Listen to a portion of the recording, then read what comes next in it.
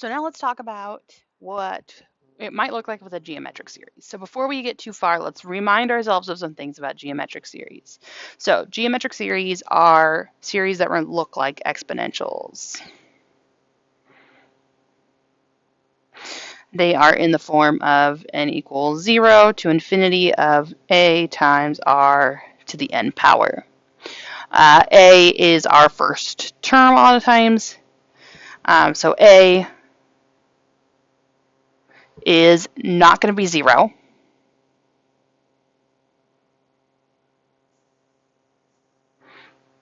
If a was 0, it wouldn't be an exponential anymore. It's going to converge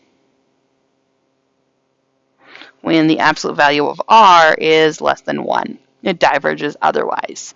And the other big thing that we know is about the sum. So our sum for a geometric series is going to be the first term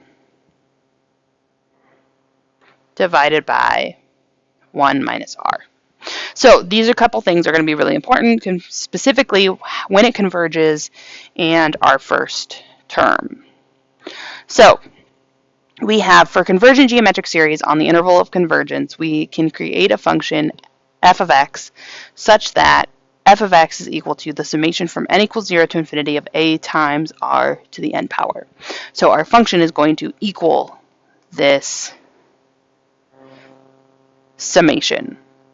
So the big thing with this summation is we can actually find an answer to this summation. So we know what this is going to converge to. And we're going to use that to our advantage.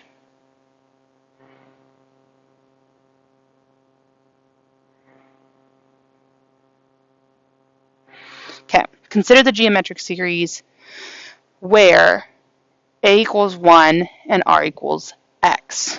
So we have the series from n equals 0 to infinity. So even though there's not bounds on it, we can make those bounds 0 to infinity. A is 1, so I'm going to leave it. And r is equal to x, so I have x to the n power. What this would look like is x to the 0 power, which would be 1, plus x to the first power, plus x squared, plus x cubed. Forever, we're going to get x to the n, and it's going to go on forever. We know that this is going to converge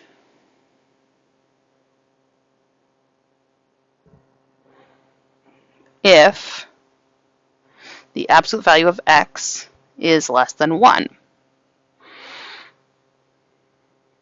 We also know the sum for this is going to be our first term divided by 1 minus r. This means our first term, which happens to be 1, because that's the first thing we wrote, divided by 1 minus r, which happens to be x. So this is going to be really important for us. So this information is what we're going to use in what's going to make our claim here of for the absolute value of x less than 1, f of x, our function, is going to equal 1 over 1 minus x. So as long as our function is converging, our function, which is equal to this series, is going to equal the sum of this infinite series. The sum of this infinite series is equal to 1 over 1 minus x. So our infinite series converges to f of x on our interval of convergence. Okay. So let g be a function such that g of x is equal to the summation from n equals 0 to infinity of 3 times x to the n power, where the absolute value of x is less than 1. Find an expression for the function g of x. So we know a is 3. We know r is x. So we're going to use this information. We know it is the absolute value of x is less than 1, so we know that this converges. So our sum is going to be our first term, in this case is a, over 1 minus x. So for the absolute value of x less than 1, g of x is going to equal 3 over 1 minus x. The last thing that we're going to look at is going the other way around. So given a function, can we find the series? So let h of x equal 12 over 3 plus x. Find a power series for h centered at x equals 0. So we have some steps here. So ensure the denominator starts with a 1. So the first thing that I want to do is start with a denominator of 1. So what we're going to do is we are going to factor out a 3 in the bottom. And if I factor out a 3 in the bottom, I'm going to go ahead and factor out a 3 in the top. So we are going to divide realistically the top and the bottom by 3. I can do this because this is not changing the value, it's just changing what it looks like. So we have a over 1 minus r, which is the form we want it in, is equal to 12 over 3 plus x. So we want this term right here to be a 1, which is why I picked 3. So we're going to divide everything by 3, so we have 4 times 3 divided by 3 is 1, plus x divided by 3. And we know this is true only if we multiplied this by 3 over 3. 3 over 3 is 1, so I now don't need to write it anymore.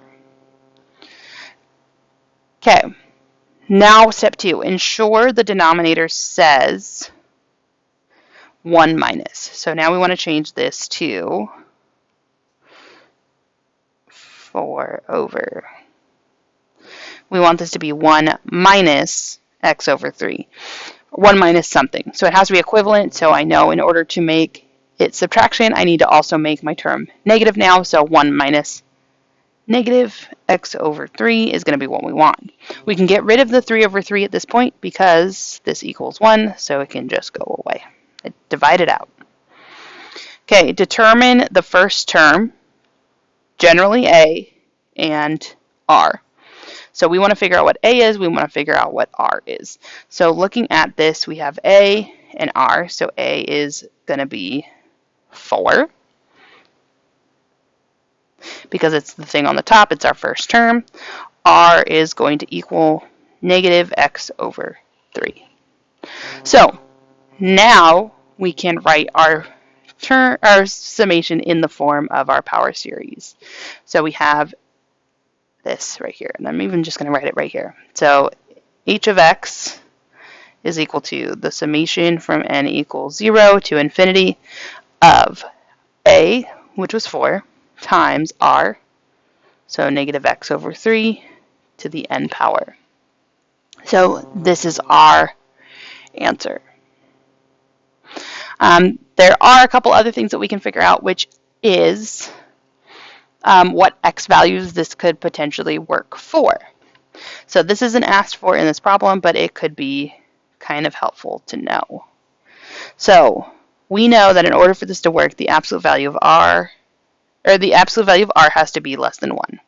So we know the absolute value of negative x over 3 has to be less than 1. This means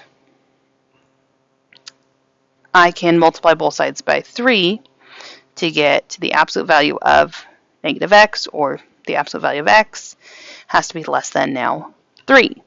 So what this tells me is that we are going to this is going to work for